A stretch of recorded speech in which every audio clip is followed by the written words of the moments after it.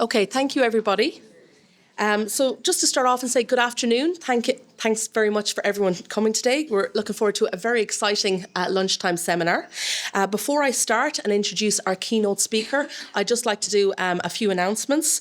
So first of all, I'd like to take the opportunity to thank our event sponsors. So a big thank you to our colleagues in the HSE and also in the Health Promotion Research Centre for kindly sponsoring this event this afternoon. Secondly, I'd just like to remind people briefly about health and safety.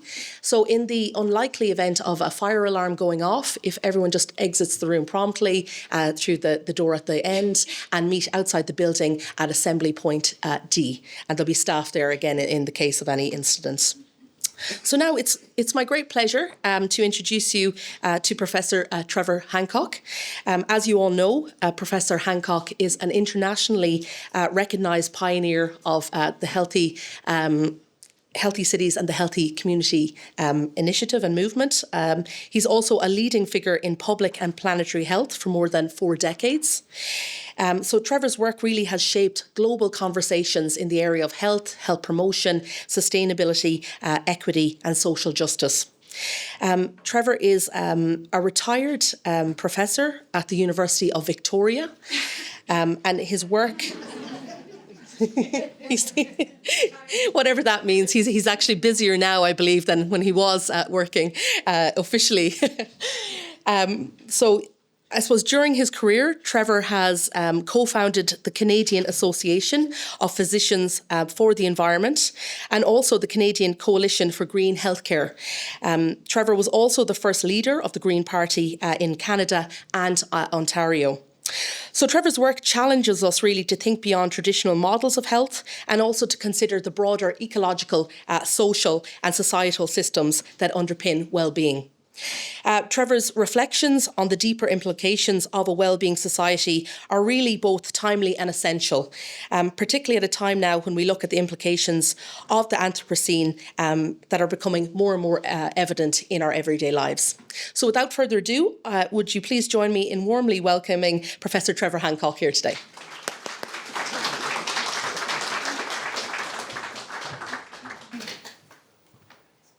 Thank you and good afternoon.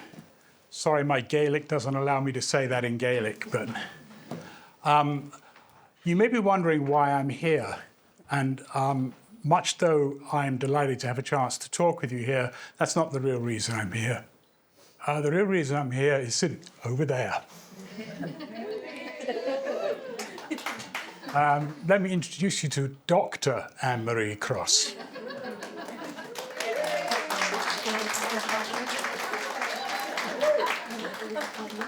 And on the topic of welcomes, I also want to welcome Jennifer St. Croix, who's a student from the University of Victoria where I teach, and she's actually a law student, and she's doing a semester in Limerick, so she came up to join the party.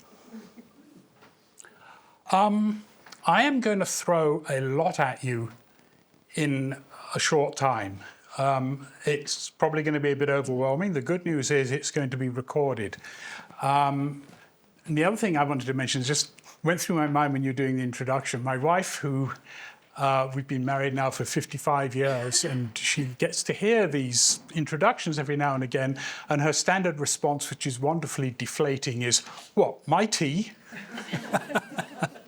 So I always think of that when I get those introductions. What, my tea? Okay. Deeper implications of the Wellbeing Society. I'm going to be covering a lot of ground, as I said. I want to talk about the challenges we face, and I don't want to spend too much time on the challenges. I want to move into the solutions. One of my projects in quote-unquote retirement is that I am the interim convener, that's what I call myself, of something called the Canadian Coalition for Green Health, the Canadian Coalition for Planetary Health and a Wellbeing Society, which is an emerging coalition of health sector organizations and professionals and academics. And it's all about how do we address the challenges of planetary health and more broadly, as I'll talk about, of the polycrisis. And more importantly, how do we create a well-being society? So that's what this is all about. I want to talk about what I see as some fundamental underlying causes which have to do with a misaligned set of values and a system a governance system and an economic system and a societal system that is really not fit for purpose in the 21st century. And then finally, I want to move on to 10 key action areas for wellbeing society, and you'll see these again, so I won't dwell on them. But let me tell you where they come from. 5 of the 10 principles here, or action areas here, come straight out of the Geneva Charter for Wellbeing, which WHO produced in late 2020, was published in 2021. The other 4 of the other 5 came out of some reflections that a colleague and I, Lindsay McLaren, had about what are some principles wrapped up in the definition of a well-being society, which for WHO is a society committed to equitable health now and for future generations while remaining within ecological boundaries. So that's what a well-being society is, and we looked at some of the principles in that. And then a 10th principle I added, or an action area, which oddly enough is in neither of those, is the third one there: make peace with each other. Peace, some of you will know, was the first prerequisite for health in the Ottawa Charter for Health Promotion 40 years ago this year. Clearly, we haven't achieved that yet either. So let me talk very quickly about the challenge. So we're changing the planet. How many people here have heard of planetary boundaries? Okay, so planetary boundaries are the boundaries for a set of 9 Earth systems that have been identified by Earth scientists as critical to life on Earth. Not just human life, but life in general. And there are 9 of these systems, climate change being just one of them, biodiversity, pollution, ozone layer, a number of them you'll see in a minute. And they established boundaries that they estimate we should not transgress because they will affect the stability of each of those systems. We have now crossed 7 out of those 9 planetary boundaries. There are only really 2 human-made things that could potentially wipe out or at least greatly diminish life on Earth. One is nuclear war. This is the other. So this is of huge significance to well-being, not just for us, but for the entire planet and for all of creation.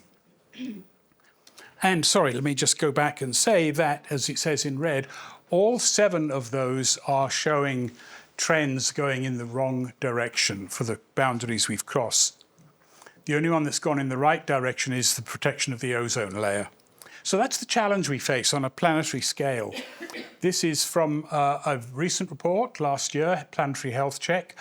You can see the boundaries there. I won't go into all of them. There's too much detail on there to go into. Top right, I would just point out, is something called introduction of novel entities. So that's pollutants, but it's also nanoparticles. It's also genetically modified organisms. It's all the things that we have created that nature's never encountered before and doesn't really know how to deal with. Most of the pollutants that we have, the common garden pollutants, bacterial pollutants and so on, nature's figured out over millions of years how to handle them. That's not the case for these. They are novel entities. So that's a huge challenge. And you can see we should be within the green circle in the center. We're well beyond it for all of these, pretty much all of these. Not for atmospheric aerosols on a global basis, although regionally we are, and not for stratospheric ozone. We managed to halt that in time.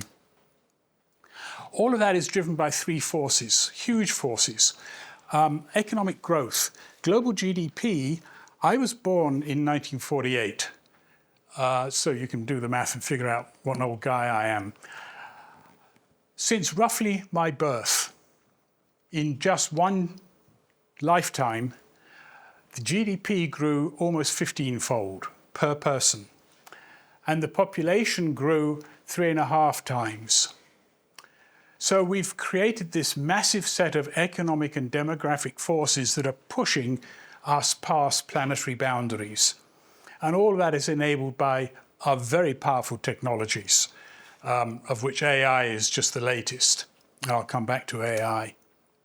And it's all happened incredibly quickly.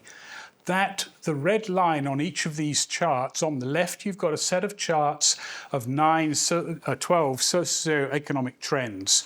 So top left is population, next to that is real GDP in constant dollars, and so on. And what you will see, the red line marks 1950. And for all of those, we've had this incredible, what they call the Great Acceleration. And on the right are the impacts of that on 12 Earth systems, of which climate change is one, and there's lots of others in there, marine stocks and things like that. And again, you can see just in my lifetime what an impact we've had collectively. Now, I say we've had collectively, talking of humanity, but let's be real about it. The we is actually high-income countries. It's not the whole world. It's a piece of the world in human terms. Antonio Guterres, who has been an incredible champion of these sorts of issues at the UN as Secretary General, said this 6 years ago now, 5.5 years ago. The state of the planet is broken. Humanity is waging war on nature. There's an image for you. We're waging war on nature, and this is suicidal. Right there, that makes it a health problem. And people are now looking at what are the health implications of what I've just shown you. This is from an article out of the Lancet by some of the leading scientists working on both planetary health and planetary boundaries. And I will read this one. While there's not been a comprehensive assessment of the total associated burden of disease, the scale of many known impacts suggests a large global burden over the coming decades. Now that's polite, hedged academic language for saying we're in deep shit, which is a technical term, by the way. Moreover, and this is going beyond just the direct health impacts, large-scale shifts in the Earth system can also destabilize human societies with potentially severe and unforeseeable effects on a range of additional determinants of health. So if you're in public health, you'd better be in planetary health, because this is the biggest threat. Climate change alone, the WHO some years ago described as the greatest threat to the health of the population. And that's just climate change. And climate change is just one of the 7 boundaries we've crossed or are crossing. So if you're not doing planetary health, then you're not doing public health in the 21st century. So you've got to be involved in this. And you've got to be involved in its very dramatic impacts that we need to be thinking about. It's a threat to national security. This is our own Minister of Defence back in October in Canada gave a quite fascinating speech in which he tied what he called national security to what he called natural security. Our security and prosperity are fully dependent on a functioning and healthy environment. Our national and natural security are inextricably linked. And then the UK released a national security assessment. They kind of sat on this and tried to ignore it, but somebody got this through Freedom of Information, and they finally published it in January of this year. A national security assessment. Nature is the foundation of national security. We have high confidence that every critical ecosystem is degrading. Ecosystem collapse is highly likely to drive national security. So whether you're concerned about this from a national security perspective, from an economic perspective, from a human well-being perspective, from a global life on Earth perspective, this is a massive and huge threat we face, which we're causing. This is not a natural process. If we weren't here, this wouldn't be happening. So it's us. It's about us. All of that is simply a small part, not maybe small, but a part of an even larger set of challenges which have been called a polycrisis. And somehow the top part of the slide there went missing. But this was again Antonio Guterres back in 2023 speaking to the General Assembly. And that top line says, we face a confluence of challenges unlike any other in our lifetimes. And he went on to list some of them. And you'll notice the climate crisis, but he doesn't talk about all the other 6 boundaries we're crossing in addition to climate. War, extreme wealth and poverty, the gulf between haves and have-nots, epic geopolitical divisions. We're seeing all of this. The path is a dead end. We need a course correction. The course correction, I suggest, is to become a well-being society, is to become well-being communities, is for every country to commit to becoming a well-being society. Now, that's a huge challenge. But it's not actually, I mean, you know, we're living in a global environment, but if you think back to the challenges that our public health predecessors faced in the 19th century of industrializing cities, if you've read the descriptions of what it was like to live in Manchester or Liverpool or any of those big cities in the mid-19th century, it was horrific. And at their scale, they were facing the same kind of challenges we were. Everything was changing, everything was horrible. What were they going to do about it? We owe a lot to them for what they did in response to that challenge. Next generations need to owe a lot to us, but we have to make that happen. So this was from some colleagues of mine in Victoria, Thomas Homer Dixon, who set up and runs something called the Cascade Institute. And they did a report, this is now 4 years ago, 3.5 years ago, the following global systemic risks. It's a very similar set of risks to the ones that Antonio Guterres faces. So when we talk about planetary health, you then need to put that in the context of all of those others. And in particular, I would say the challenges of inequality, which I will come back to. So that's the challenge. Underlying that challenge, I suggest, is a set of misaligned values and fundamentally a system that is not fit for purpose. If the system was fit for purpose, we would not be crossing 7 of 9 planetary boundaries. It's as simple as that. So clearly, and there's a wonderful phrase that comes out of the Institute for Healthcare Improvement, I'll doubtless talk about it again, every system is perfectly designed to achieve the results it gets. Think about that for a minute. Every system is perfectly designed to achieve the results it gets. If we are crossing 7 of 9 planetary boundaries, none of which we should cross, that's because the system we have created is perfectly designed to drive us across planetary boundaries. It's not fit for purpose. We have to change it. That's a mammoth task, but it's a mammoth challenge that we have to deal with. I'm not going to delve a great deal into the language on all of these slides. You can see the PowerPoint. I'll leave you the slides. You'll have the video. I don't want to dwell on it, but the point is this, that the values that are driving society today, I would say, broadly speaking, neoliberal values that are driving high-income societies, are not fit for purpose. They are based on what they call here, this is something called the Great Transition Initiative based in Australia, the conventional triad of individualism, consumerism, and domination of nature. Those are the sort of core values that are driving us over the brink. And what they're saying is we need to develop a constellation of different values, of human solidarity as opposed to individualism, as quality of life as opposed to stuff and more stuff, and of ecological sensibility as opposed to domination of nature. Sounds simple to say, not easy to do, but that's the business we have to be in. How do we shift core societal values? Now, I happen to think that we've got some experience of that in public health. I was involved, as I'm sure some of you would have been, in the 1980s in the fight against tobacco. The core value back then was tobacco was fine. It could sponsor sports and it could advertise, and if you wanted to smoke in this room, go right ahead and smoke, and all the rest of it.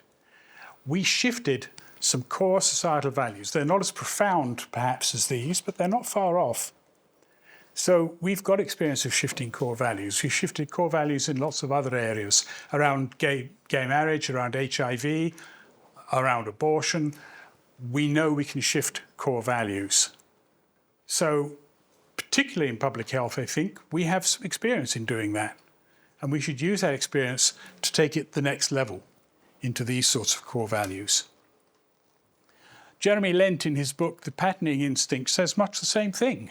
Look at what he talks about as the New World View, an emphasis on quality of life.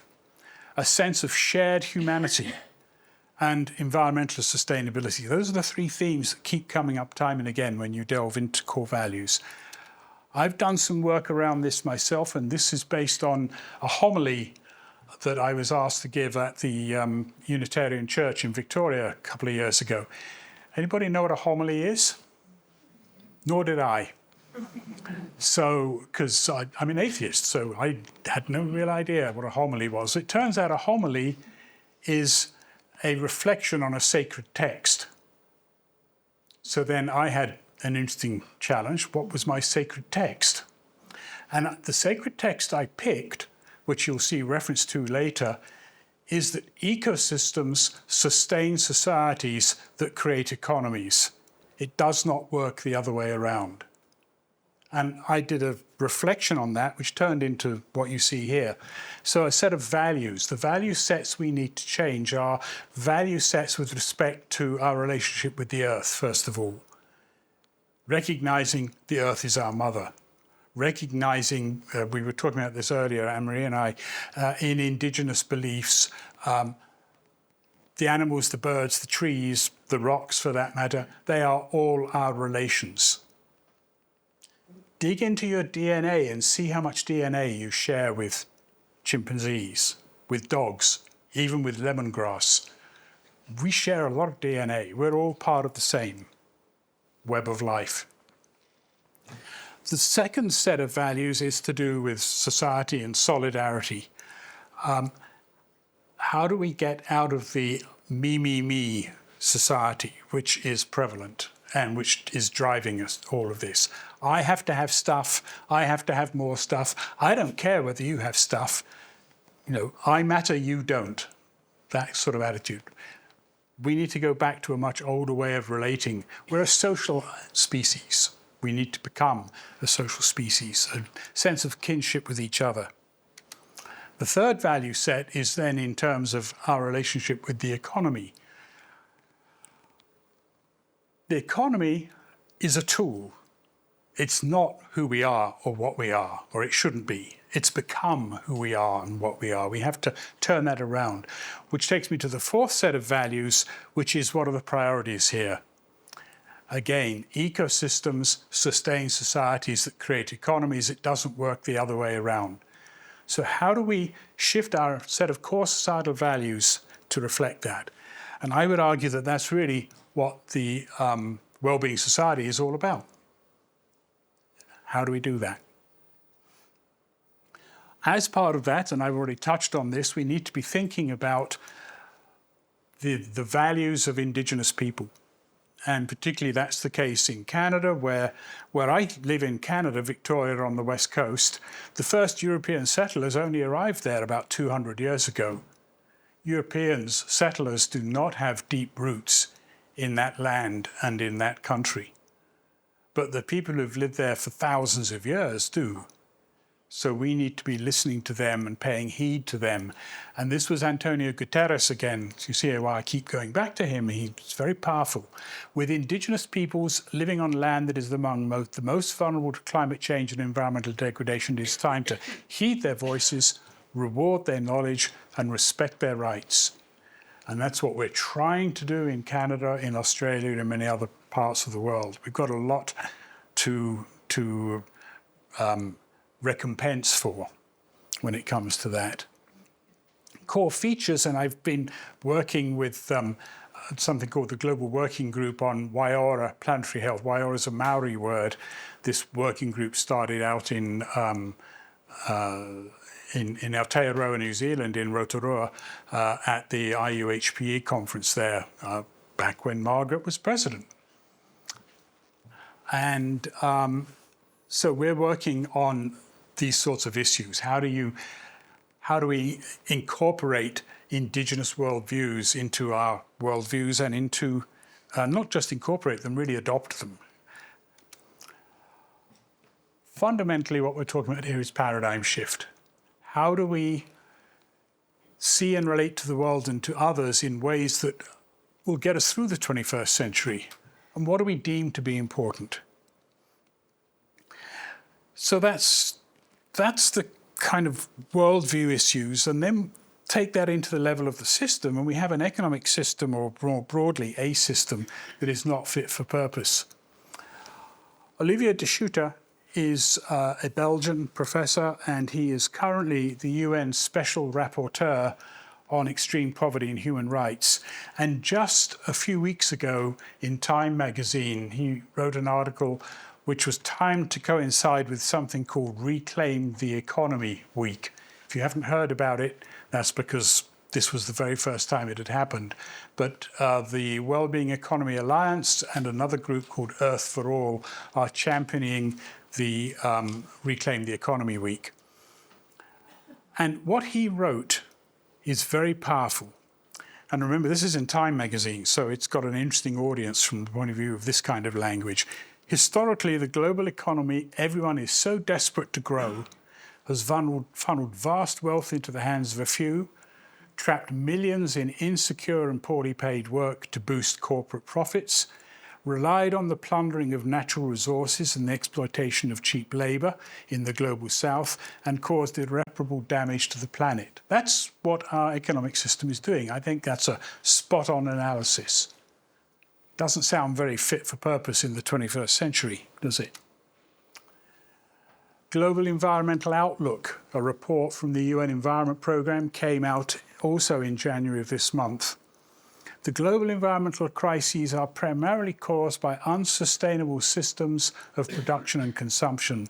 They are undermining human well-being and already costing trillions of dollars a year. So that's part of the message here. We can't afford this system. This system may look good in the short term, but it's actually costing us trillions and millions of lives. And Guterres again, humanity's future, he said, required the urgent overhaul of the world's existing accounting systems. This is in reference to a UN group working on alternatives to GDP. GDP is probably best described as a misleading statistic. The only thing that's gross about GDP is that it's gross.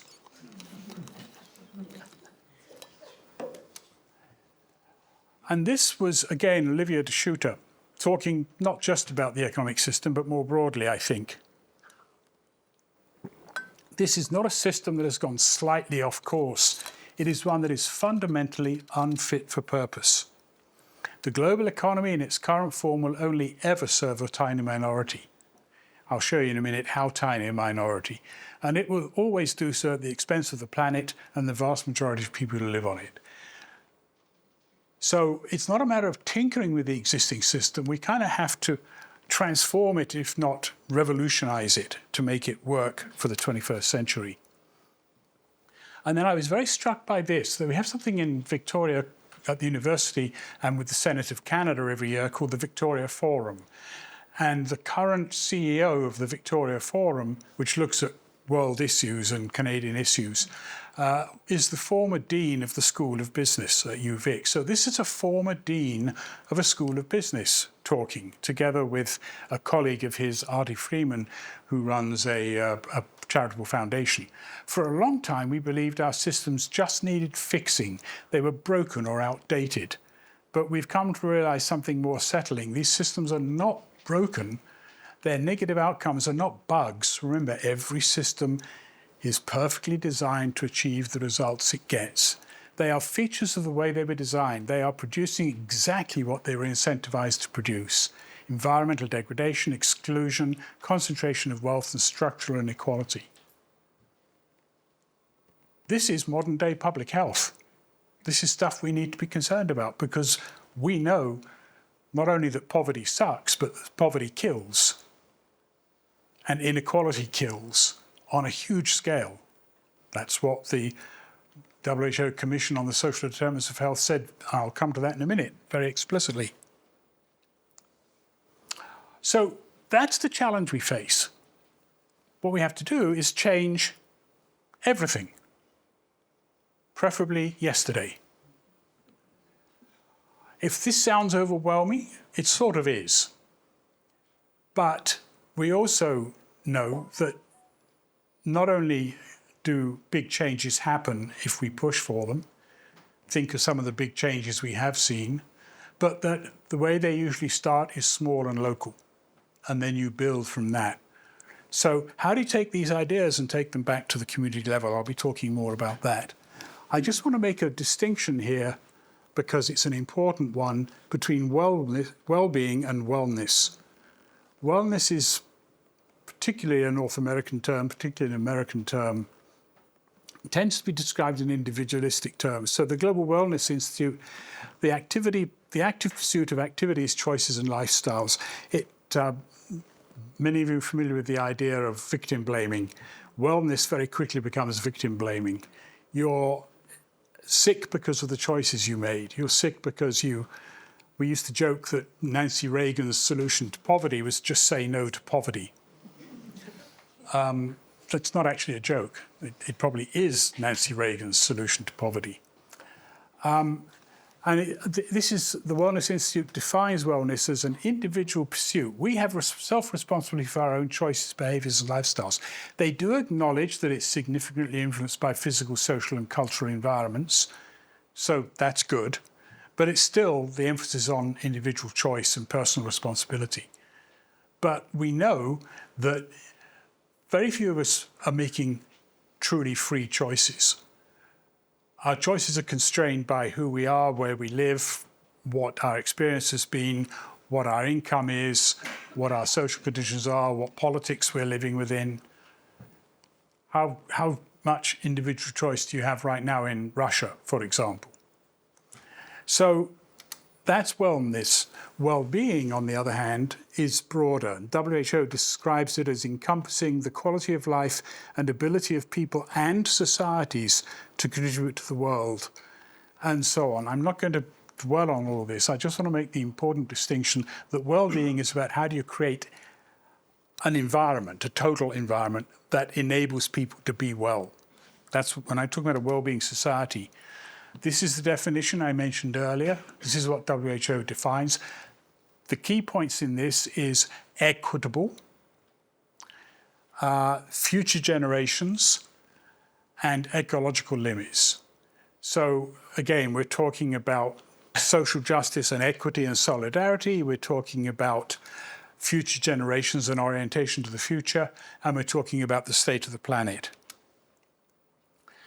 And this was their set of 5 responses. And again, I'm not going to go into this in detail. If you haven't read the Geneva Charter, you should. And then out of that, we took some key principles, Lindsay McLaren and I, for our Summer Institute on Wellbeing Societies last June. And these are the 10 action areas. So I'm going to take each of these 10 action areas, some in a little more detail than others, and delve into them a little bit about what that means for society and for public health. And the first one is to put well-being at the centre. I've already talked about this, that every system is perfectly designed to achieve the results it gets. What happens if you put well-being at the centre? Right now, what's at the centre? Basically, the economy. Let's grow the economy. Let's have more stuff. How do we grow the economy? How do we secure the economy? Not how do we secure the well-being of people. There are leverage points, and I won't go into that, but paradigm shift is the basic leverage point. And I will touch on the idea of something that I call the People's Commission for a Wellbeing Society. I think perhaps the most important thing we need to understand right now is that outside of this room, we're not talking about this. It's not really a topic for societal conversation. There's a bit of a conversation around climate change and lots of attempts to deny it. But I don't think that the public as a whole gets that we've crossed 7 of 9 planetary boundaries. Never mind that that is due to an economic system and a set of societal values that are driving us in the wrong direction. And yet there's a lot of unease out there. People know that something's not right. We're not on track. Things are going wrong.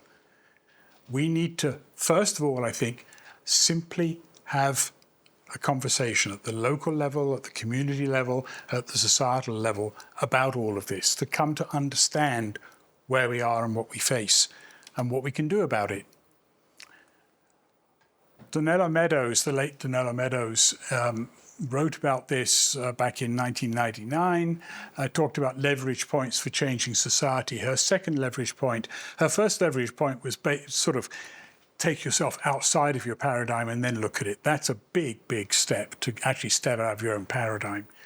But her second leverage point is crucial, that we need to look at the way we see the world and change the way we see the world, which is what core values are all about.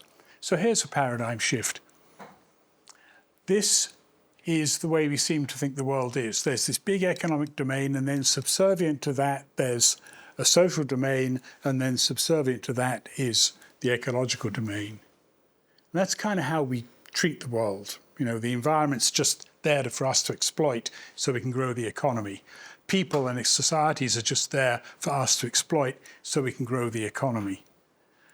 What the Worldwide Fund for Nature did was to put it this way back in 2014. This is where that phrase comes from that I've referred to several times, incidentally. So this is the way it actually is. And what they said was, ecosystems sustain societies that create economies. It does not work any other way round. How do we not just get that message out, how do we understand that message? How do we get that message to be the guiding philosophy for our society and for our community? That's the challenge. So as I say, shouldn't we be talking about this? Back about 50 years ago now in Canada, a group of NGOs got together and got some funding from foundations and put on something called the People's Food Commission. And they traveled across the country holding hearings in communities about food systems. What it did was it planted seeds all over the country, brought people together, created local conversation, and it also wove a national network. So I took that idea and thought, well, why don't we do that for what we're talking about? So I would suggest, for example, that here in Ireland, why don't get the government to do this, but work with NGOs, work with foundations to set up something like that. That will facilitate, and of course we've got 21st century technology now to do this, that will facilitate that conversation throughout Ireland in communities, talking about what these ideas are, what these issues are, what challenges we face. I'm not going to go into the detail of what I think that would be. The first thing we have to do is put well-being at the center. Let's talk about well-being. Let's talk about what it means to be a well-being community and a well-being society in the terms I'm talking about. Secondly, we need to make peace with nature. I've already touched on a lot of this. When Antonio Guterres talked about the fact we were making war on nature, he then went on to say that making peace with nature is the defining task of the 21st century. We've actually, I'm working with the Public Health Association in British Columbia, and we're doing a series of Wellbeing Society webinars, which are open to anybody. You're welcome to join. The next one in April, oh no, there's one actually next week on Indigenous worldviews and how they relate to well-being, with 3 Indigenous women physicians talking about that. It's going to be a very interesting session on March 2nd. And it'll be 10:30 in the morning in BC, so 6:30 in the evening here, so you have lots of free time to watch it. Making peace with nature is going to be our topic in April. How many people here have heard of the ecological footprint? Okay, basically it's a measure of our impact on the Earth, and it's measured, in one way it's measured is in terms of how many Earths worth of biocapacity do we use in a year. In Canada, our ecological footprint is equivalent to 5 planets. It's as if we were using not only our fair share of the planet, but 5 times our fair share of the planet. So there's a justice component to this as well. So our ecological footprint is about 5 planets. Here in Ireland, I would guess you're probably around 4. I didn't look it up. maybe 5, but you're somewhere up around that range. 4.8. 4.8, there you go. But guess what? No matter what Elon Musk may think, this is what we've got. What does that mean? In Canada, what it means is that if we're going to become a one-planet society, we need to reduce our ecological footprint by 80%. Basically, the same applies here in Ireland. How do you reduce your ecological footprint by 80%? Well, energy is one way. Get off fossil fuels as fast as possible, because 2/3 of our footprint, and probably 2/3 of yours, because it's a general global figure, is carbon. So get to a carbon-free energy system, and you've just solved, maybe not 2/3, but a large chunk of your footprint problem. A second really big one is get to a low-meat diet. So that means vegetarian Irish stew from now on. But at the same time, you have to do that while meeting basic needs. So there's an equity component to this as well. When we take 5 times our fair share of the earth, other countries, other communities are taking way less than their fair share. So they actually need to increase their ecological footprint. But if we all did that, well, I'll come to that in a minute. So there are projects and programs out there like this one. I'm going to get Dagmar from One Planet BC to be one of our speakers in April. A second piece of making peace with nature is to recognize the rights of nature. We're very used to the idea of human rights, but what about nature's rights? Do other species have a right to exist? Mostly, yes. I'm not going to argue for the right of the smallpox virus to exist. I'm more than happy it's gone. But generally speaking, yes. But do ecosystems have a right? Do they have personhood? Anybody heard about personhood for ecosystems? Okay, 1 or 2 of you. Do corporations have personhood? They do. A corporation at law is a person. If a corporation, which is a human invention and just a sort of, I don't know what the hell you'd call it, an organization, if that can be a person, why couldn't the River Shannon be a person? Or any other ecosystem for that matter. That's starting to happen in places around the world. Ecuador protects the rights of Pachamama, which is nature. In Aotearoa, New Zealand, Aotearoa is the Maori word for New Zealand. Aotearoa, New Zealand recognises the Wanganui River, the Te Urewera forest system, and the Te Kahui Tapua mountain region as persons and create guardian boards for them to protect the interests of that. We need to be doing that. We need to recognise nature has rights. And we need to recognise ecocide.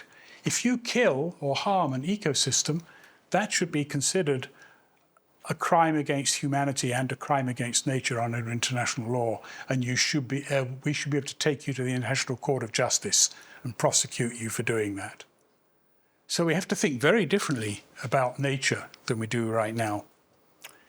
Obviously, the third principle, you have to make peace with each other. We're not doing a great job of that in some parts of the world, very obviously. But it's, as I said earlier, the first prerequisite for health, although it doesn't get as much attention as it should. The fact it wasn't in the Geneva Charter is kind of revealing. But it is fundamental, and I'm not going to go into this. It's not an area of my expertise. I have good friends in Victoria for whom it is. But how do we make peace with each other all the way from the global level to the domestic level? Domestic violence is an issue everywhere. We need to be learning how to live together humanely, if you like. So that's certainly a third principle. How do we get to peace? I think internationally we have to support and strengthen the United Nations, not try and walk away from it, not fall for Donald Trump's tricks. We need to, I knew I wouldn't get through this without mentioning his name, sorry. In Canada, we used to be known for our peacekeeping role. That's kind of gone. but I think we need it back. And I think you've had a peacekeeping reputation and role too, and that's good, and we need to encourage that. And we should be teaching conflict resolution and other approaches to living peacefully together from kindergarten on up. That should be just a core part of the curriculum of living well together and respecting other people. So those are some of the things we need to be doing to create a well-being society. We need a focus on social justice and equity.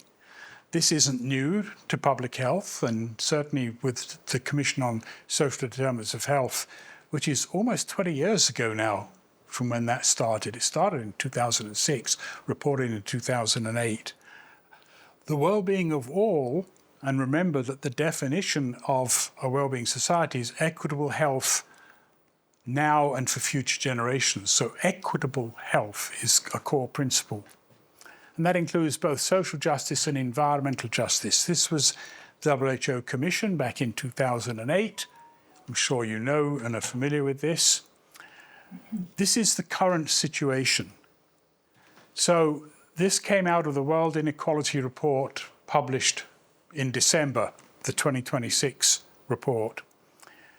And you can see here, the bottom half of humanity, that's 4 billion people, have 8% of the world's income and a mere 2% of the world's wealth. Meanwhile, the top 10%, you can see, have 53% and 75%. It gets even more extreme than that. That little box there, that's the extreme wealth, is the top 0.001%. This is what that box says. The top 0.001%, 56,000 adults, that's all, have 3 times more wealth than half of the entire world population. In what way is that possibly sane or fair or just? They can afford to lose a very large chunk of that wealth and spread it around, and we'd all be a lot better off.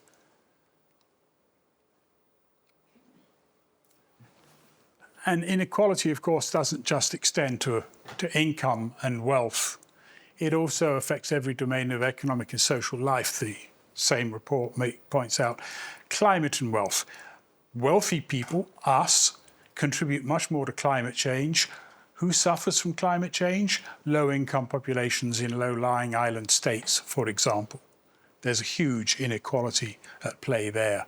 Gender disparities, and so on. So inequality ricochets through our entire society with adverse effects everywhere it goes. And poverty denies rights. This is from our Common Agenda, which is a UN document from about 3 or 4 years ago now. Poverty, discrimination and violence and exclusion are denying basic rights of health, safety and so on. So we've got to address this massive global inequality. But the really important point that the World Inequality Report makes is that inequality is a political choice.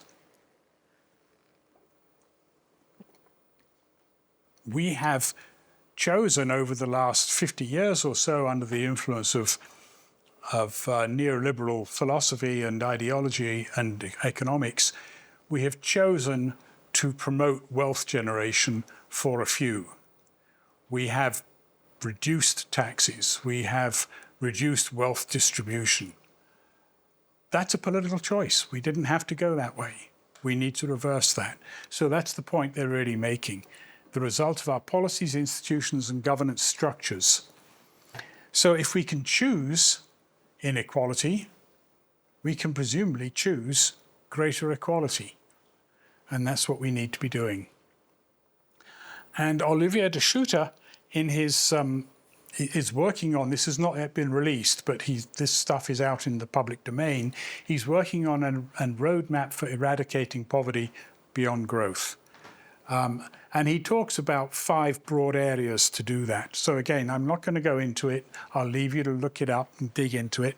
He's still working on this report, which will be presented later this year to the United Nations. And then beyond poverty alone, we need to address all those other areas of inequality. So inequality is another key principle, addressing inequality. Then you need to extend that to intergenerational inequity. And I think one of the more powerful ways of having that conversation across Ireland, around the world about all of this is, what does this mean for our kids and our grandkids? What does it mean for the next generations? You know, I'm 77. Another 20 years or so, I'll be gone. I won't be here to experience most of these impacts. But the next generation will, the generation after that. So how do we extend our concern to future generations? Some of you will know of the indigenous principle of 7 generations, planning 7 generations ahead. 7 generations is about 150 years. There was, when Canada celebrated its 150th anniversary a while back, the indigenous people, so there was this whole thing about Canada 150. Indigenous people had a slogan, Canada 15,000, because that's how long they'd been there, roughly.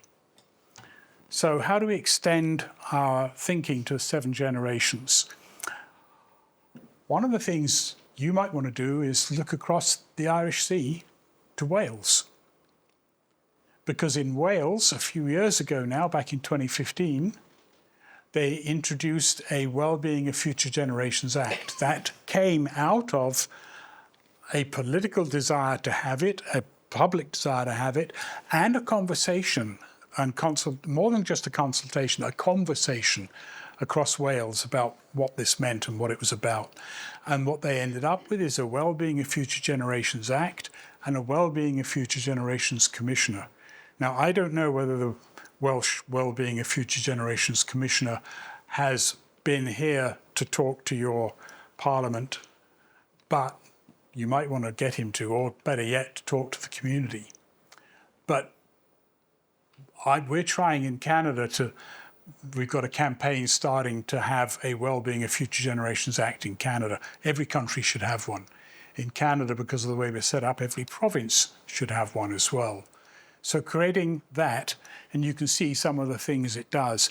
And this is from the Commissioner's website. So you can go to the Wellbeing of Future Generations Commissioner website and read what you see here. It requires public bodies in Wales to think about the long-term impact. All bodies, down to the level of library boards, school boards, municipalities, they all have to respond to the Act. I think it's a very powerful way of getting some of this thinking done. The Commissioner's role is to support and challenge Wales to make decisions in the best interests of people who aren't born yet. That's a different way of doing politics.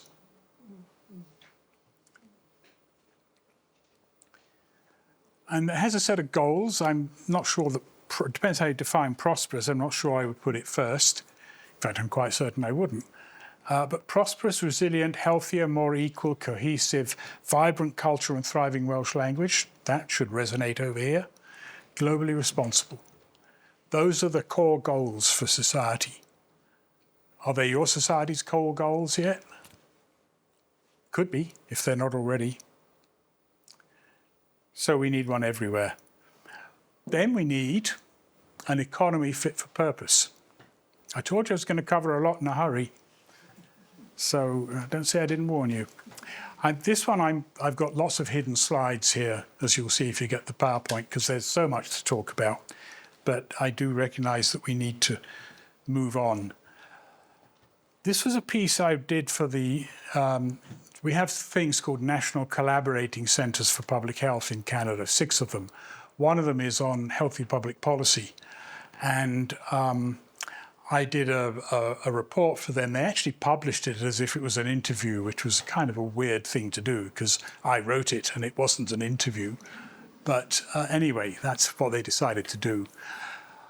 But what I talked about is these things here, some of the things we get wrong about the economy. First of all, we have an incomplete understanding of wealth. We think wealth is basically money and stuff and this building. That's all wealth. How about the environment out there? Is that wealth? How about the people in this room? Are we wealth? In ecological economics, all of that is wealth. Natural, built, social, human, and economic capital. And so what you have to think about is, how do you maximize all those forms of capital at the same time? I do an exercise with communities in which I take them through this process, and we break them initially into 4 groups, and we describe what each of we have 4 capitals: natural, social, economic, and human capital. And the first thing we get them to do is to think about all the ways they could deplete or destroy that form of capital. If you want to hear glee and fun in a room, ask them to think about that. The laughter, because they start to, and then we get them to report back, and they report back, well, we're going to stop education for kids because that would damage human capital. We're going to ban people from meeting together because that'll damage social capital. We're going to, have them isolated on their phones. We're going to stop all this regulation and protection of the environment. And they're doing all of this, and then somebody will suddenly say, oh, but that's what we are doing. And you go, yes. So now the task is, how do you build each form of capital? And usually what you find out when they report back is that things you do to build natural, social, and human capital means regulating capital, economic capital. So you get into very interesting discussions then. And then the trick is, how do you maximize all 4 at the same time? That's what we should be doing. So we don't understand what true wealth is. We've got a mistaken conception of progress. We think that growing the economy is progress. Well, you can grow the economy by depleting those other forms of capital. That's not really progress. We certainly don't understand exponential growth. I was talking with Anne-Marie earlier. The managing executive director, or whatever the position is called, of the International Monetary Fund at Davos last month said something to the effect of, well, we have 3.3% global growth, and that's good, but it's not enough. She doesn't understand exponential growth. Do the math. I did the math. 3.3% annual growth. You know what the doubling time is? Anybody want to guess? Or no? It's about 21 years. So how many people do we have in this room? In 21 years, we'd have twice as many people in this room if we grew at 3.3% a year, which isn't very much. Doesn't sound like very much. Extend that over a lifetime. Average life expectancy around 80 years, 13 times an increase. So if you continue 3.3% growth annually throughout the lifetime of a child born this year, you would have an economy about 16 times as big, about 13 times as big as it is today. Look what the economy is doing to our society and our environment today, and imagine that multiplied 13 times. And that's what they're aspiring to. I think that's a definition of insanity. So how do we change our perceptions there? And we measure the wrong things. So we measure GDP. GDP, as I said, is just a stupid measure. You know one good way to grow GDP? Encourage the tobacco industry. Look at all the money you would generate from growing and marketing tobacco. And then look at all the money that you would generate from treating tobacco-related diseases. All of that adds to GDP. Run a tanker aground and clean up the mess. That adds to GDP, and on and on and on. GDP doesn't make any distinction between good expenditure and bad expenditure. That's the problem. So we measure the wrong thing. And then we get the wrong result as a result of that. There's some examples. You'll see shooting up to the right, GDP per capita. This was actually for Australia. It came out of a paper by Kubiszewski and al. Back in 2013. That was GDP per capita. Here's life satisfaction. So for all that GDP growth per capita, no increase in life satisfaction. a slight decrease in genuine progress indicator per capita, and biocapacity per capita going down. So GDP up, yay! Everything else, oops, wrong measure, wrong progress. So you've got to replace it with things like the genuine progress indicator, or gross national happiness, which they measure in Bhutan, or the Human Development Index, or the Happy Planet Index from the New Economics Foundation, lots of other alternatives, and more recently, things like the Index of Wellbeing. So how we measure progress really matters. We have to go beyond GDP to quality of life. This is the Canadian quality of life framework. And you'll notice that the 5 pillars are prosperity, governance, good governance, health, society, and environment, although I'm a little concerned about what comes first and what comes last. But around all that, notice fairness and inclusion and sustainability and resilience. So how we have to rethink what our measures of progress are. As public health, we need to be figuring out how do we maximize all of these good things. That's the well-being of the population. That's how we measure it. That's how we measure our progress. And we need a very different sort of economy. How many people have heard of the donut economy? Okay, check it out. Check it out. Comes out of a woman called Kate Raworth at the University of Oxford. Very simple idea. I think I actually have a picture of it. Yes, there we are. So basically, she says you need an economy that's big enough to ensure a social foundation for everybody: water, food, health, education, income, and so on. And yet small enough that you don't exceed the ecological ceiling. So right now, we don't do either terribly well. And in the slide deck, you'll see I've got some slides that show how different level income countries meet or fail to meet those objectives. The idea of a steady state economy is also very popular. This is from a book called Enough is Enough, which is the foundational principle of steady state economics. An economy where the goal is better lives, not more stuff. It's really that simple. Not easy to do, but simple in principle. Enough. This was Herman Daly. Herman Daly is kind of the godfather of steady state economics, died a few years ago.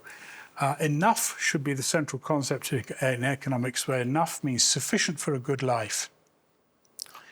That's, if you want something that is going to sustain the people of the earth into future generations, that's the kind of economy we have to move to.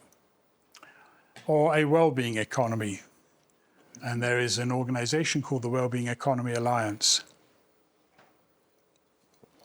I'd better move on because otherwise we're never going to get out of here. There is a group called Wellbeing Economy Governments. Currently it includes Scotland, Iceland, New Zealand, Wales and Finland. And Canada sort of participates.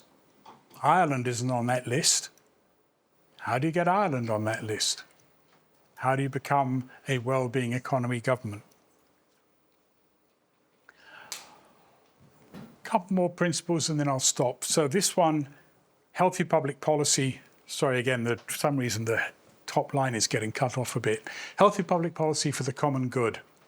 The basic principle is create policies in all areas that are good for health. This is an old, I say old idea. I came up with the term healthy public policy back in 1982, so it's been around for 40 some years, 44 now. But it's really very simple. Healthy public policy is about policies in non-health sectors that are good for health. So what's a healthy food policy? What's a healthy transportation policy? What's a healthy housing policy? And so on. The big ones are energy and food and transportation and buildings and toxics and a few other areas, and obviously income policy. But whether you call it health in all policies or healthy public policy, how do you do that? And how do you do it at a local level? It doesn't have to be done nationally. It can be done at local levels too. And in fact, that was where we first started thinking about it. Key policy areas are things like energy, food. Food has a huge, our agri-food systems have huge ecological footprints, and there are huge social justice issues in there too. They also use lots of toxics. I've always liked Pollan's phrase about food. Eat food. When he says eat food, what he means is eat something that your grandmother would recognize as food. Mm-hmm. So eat food, not too much, mostly plants. There's a national diet policy for you, food policy for you. And you can look at them, for example, the recent Eat Lancet Commission. The key part about all of these things is what we're looking at here when you're talking about planetary health is not just that it's good for health, but that it's good for the planet as well. So what's an energy policy that is good for human and planetary well-being? Same for food, same for all of these. So healthy public policy nowadays, I would maybe call it healthy public policy 2.0, is healthy and sustainable. So how do you create healthy and sustainable communities, and equitable, I should add?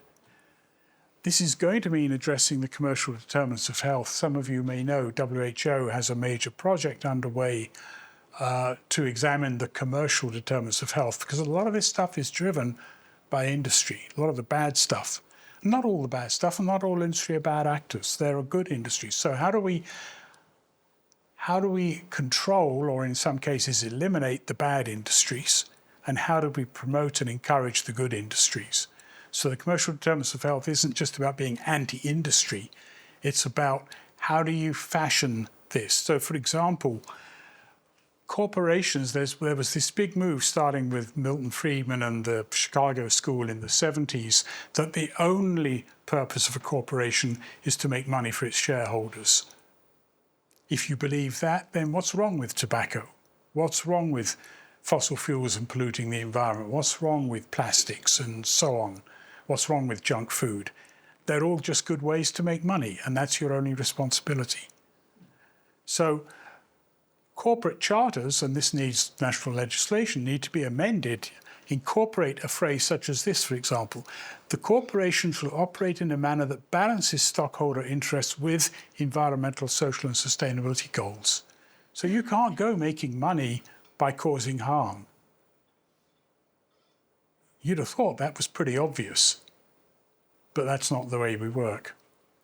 There's a new international standard called ISO 37000. There are ideas around purpose-driven organizations. There's even a Center to End Corporate Harm at the University of California in San Francisco. A lot of work going on around the commercial determinants, and there's a big WHO report coming out soon. We need a bunch of what Earth for All calls extraordinary turnarounds in areas of empowerment and inequality and energy and food and poverty. And there are ways to do that. And I'm not going to go into this slide either, it's too complicated. But if you go into the Earth for All report, you can find this chart about how do you address some of these issues in these different policy areas. What are we going to do? This is another of the action areas in the Geneva Charter around digital transformation. And here my concern is not so much with social media. I know that's a big concern at the moment. But AI, and what's happening in AI is staggering. This is just from a blog by a young AI CEO who's been founding and working with AI for a while. And he just wrote this, that he was referring to a guy called Dario Amodei, who's publicly predicted AI will eliminate 50% of entry-level white-collar jobs within 1 to 5 years. I don't know how accurate that is, but the fact that he's thinking that gets me worried. 1 to 5 years to eliminate 50% of entry-level white-collar jobs. The young people you're educating, or the young people you are, that's the world you're growing up into. Anyone, as I say, there for a guaranteed basic income? Because what happens to all those people who don't get jobs? Amazon's talking about laying off thousands of people and replacing them with robots. And that's just the beginning. But the wealth is still being generated. So what happens? All those robots and AIs are working for corporations, and the money goes up to the corporation and the shareholders get it and nobody else is screwed. That's the prospect.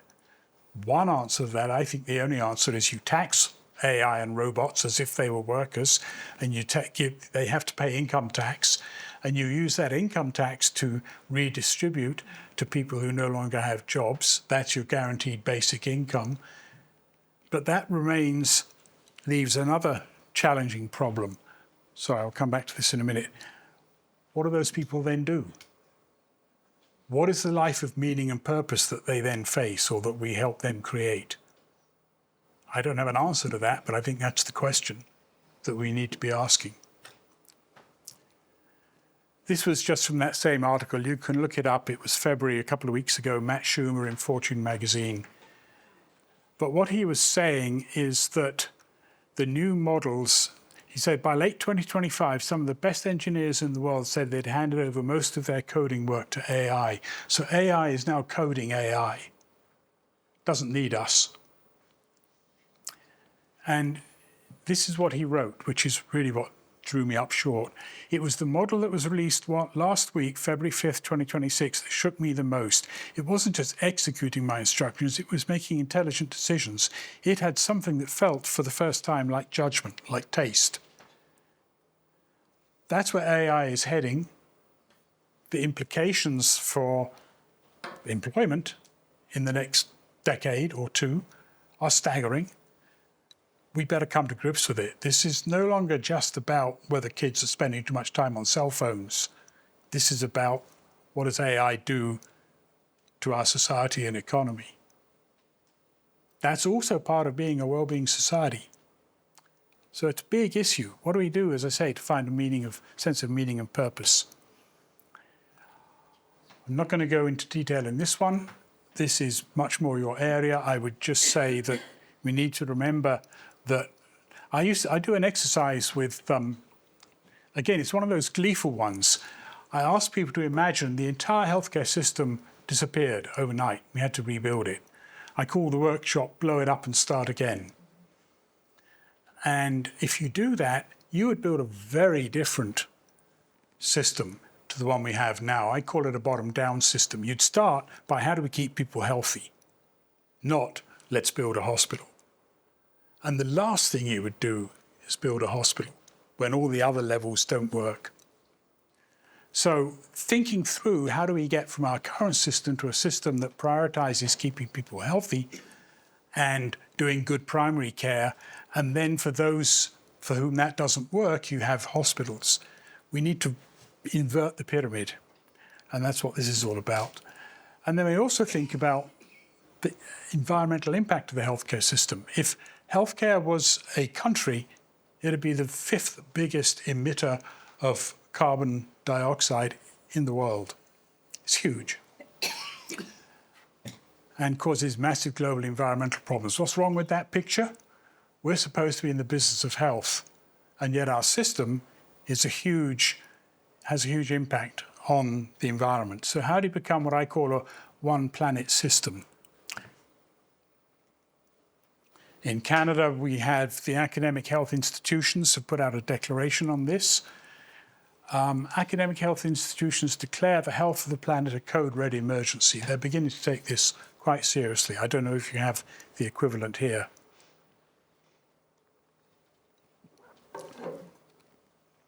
You have to go beyond net zero. This was an article I published a couple of years ago now.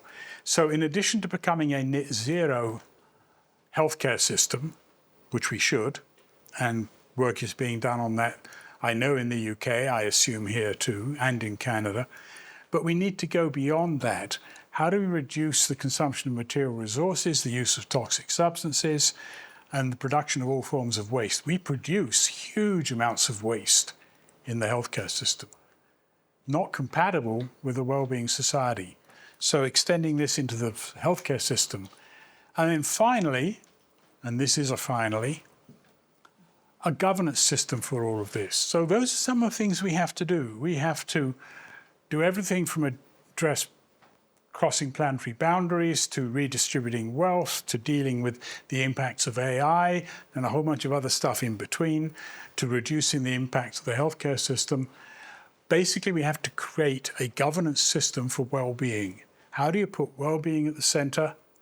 And how do you build everything else around that idea that our focus is well-being? Governance is more than government. I first came across the idea of governance back, 35 years ago with Osborne and Gabler. The process by which we collectively solve our problems. They wrote, government is the instrument we use. I prefer to say government is an instrument we use, because we use lots of other instruments to govern society. Commercial rules, local values, or community actions, all sorts of other ways in which we govern society. So I like this one from UN Habitat. The sum of the many ways that individuals and institutions, public and private, plan and manage the common affairs of the city, their focus being cities. How do we create well-being cities, well-being communities? How do you bring people together? That's back to that conversation again. How do we start this conversation? Which means, how do we recognize the situation we're in and that this can't go on and we have to change? And how do we talk about that in ways that don't send people into utter despair? Every system is perfectly designed to achieve the results it gets. So how do we redesign the system to get the results we want, which I think is equitable health now and for future generations while remaining within ecological boundaries? And with that, I'll stop.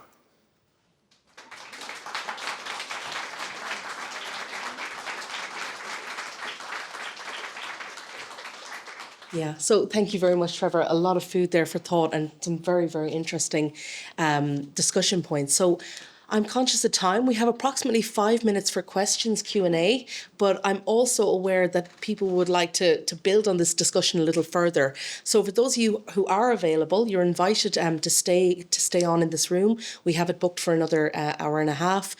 Trevor has kindly agreed to stay on as well for some discussions one-on-one or as a group.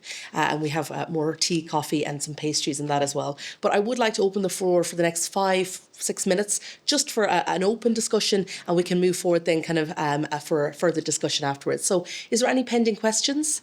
If you want to put up your hand, and we actually have a microphone as well that Jonathan can, I'll get off Jonathan, pass out. Thank you, Trevor, for that. I mean, it was a whistle-stop tour, but it was really informative. And, well, I knew some of it. I didn't see it pictured together like that. So that's really, really valuable. I have a question around the value change issue, which is crucial. And my experience of the world, at least, is that many people are talking about elements of this, a more values-based, a more indigenous-based, a more equality-based, a more well-being-based way to live. But one thing we don't necessarily, I didn't see recognised there, is that while there's huge inequalities around income and wealth, there's also huge inequalities around power among individuals. And so it's very frequently those exact people who are leading the late-stage capitalist, neoliberal organisations and industrialists that have that power. And they need to change.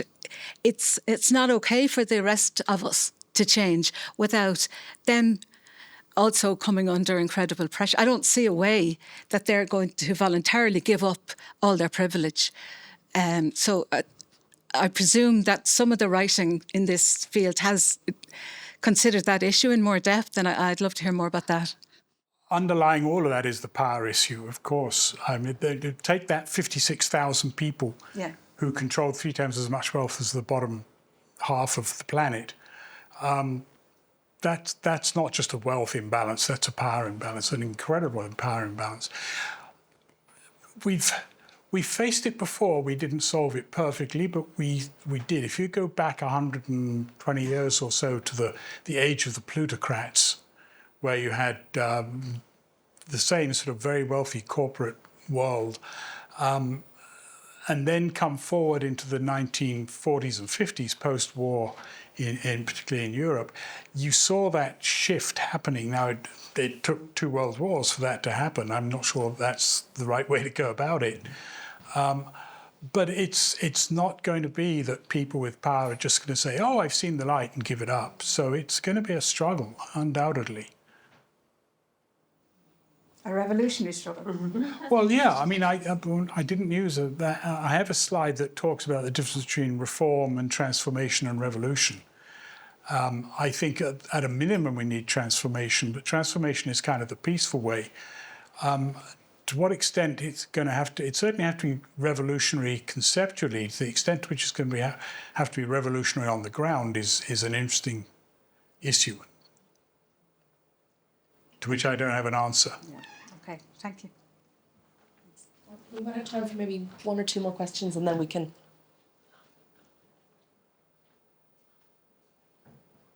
I hope I haven't depressed you all too much. But I do think that sometimes the analogy I make in talking about this is it's rather like a patient with cancer. And we don't believe that the way to approach that is to not talk about it and not say, here's the situation, here's what you face, here's what we face, here's what can be done, here's the prospects. I think you have to have that honest conversation to begin with, and how we have that honest conversation. And that conversation is going to touch on exactly those kind of issues of power, and has to. Thanks. Out of my comfort zone here, but I really enjoyed your talk. You didn't specifically refer to population growth and number of people on the planet, which obviously is an accelerant of all of the elements of this polycrisis. So just interested in your reflection on that. Well, I think a couple of things. One is that one of the things we've been seeing is that population growth is slowing. It's still going to grow, but the growth is slowing. One of the things we know is that the more education there is of women in particular, the slower the rate of population growth, the smaller the family size. So one of the ways that you deal with population growth is through educational and development opportunities in low-income communities, particularly for women. That's a piece of it. The second thing is, from an environmental point of view, population growth in high-income countries is more problematic because their per capita impact is much higher. So while it is undoubtedly a problem globally, we need to be as concerned with population growth where it's occurring in high-income countries, because the combined ecological impact of that is much higher. So it's a complicated issue. But I think that primarily what we're seeing is that education and development in low-income countries, and particularly for women, is an important route to reducing population size or to limiting family size. So more self-correcting than a problem to be tackled.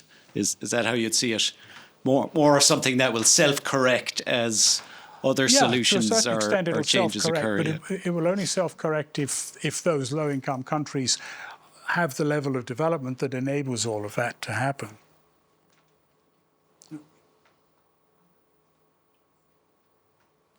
Margaret. Oh.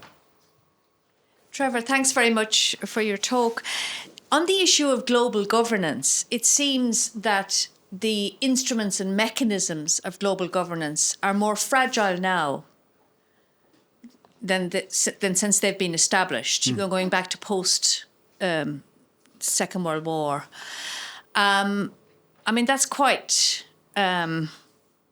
depressing and challenging in terms of addressing this at a systems level. I mean, what is your optimism around this? I don't really cast myself as optimistic. I cast myself as hopeful. So I think, I mean, the challenges we face are huge. The embedded self-interests are huge. So I'm not optimistic that we can fully address all of this. I am hopeful, and I also think, in my experience, I tend to be more pessimistic when I look globally, but more hopeful when I look locally. And so I think that the idea that we're not going to get change from the top.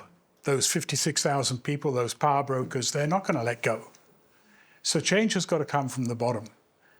And you've got to try and find allies who will also try and create change at the top. But that's not where it's really going to happen. So that's why I've spent much of my career in one way or another working with and on healthy communities. Because I think it's that community level change that we need to bring about. And that's we have more hope of doing, and it's more within our scope. I don't have the power to change the UN. I might have the power to influence my neighborhood a bit. In terms of where we're at with that, I mean, I think the UN was created in 1945. It's 80 years old. Things have changed. I mean, why we now have a system where Russia and China and Britain and France and the US have veto powers, that's crazy. It's not that world any longer. So I do think the UN has to change. In some ways, the fact that it's challenged right now is a good thing. I mean, I think that may precipitate some change. I also think I think a lot may depend on who the next Secretary General is. I mean, I think Guterres has done an extraordinary job under very challenging circumstances and has spoken out on these kind of issues very powerfully. But I see no alternative to the UN.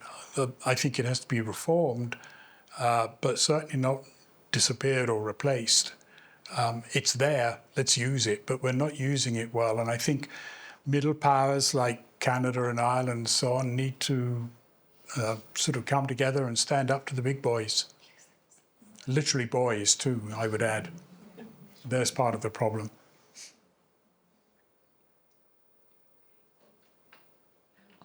So I just might take this opportunity just to say thank you again to Trevor for a really interesting talk. And I invite you all, if you have time, to please do stay on. We'll continue discussions over the next half an hour or so here in the room if people are available. So thank you very much again. And just to give a big boulabus for Trevor. Thank you.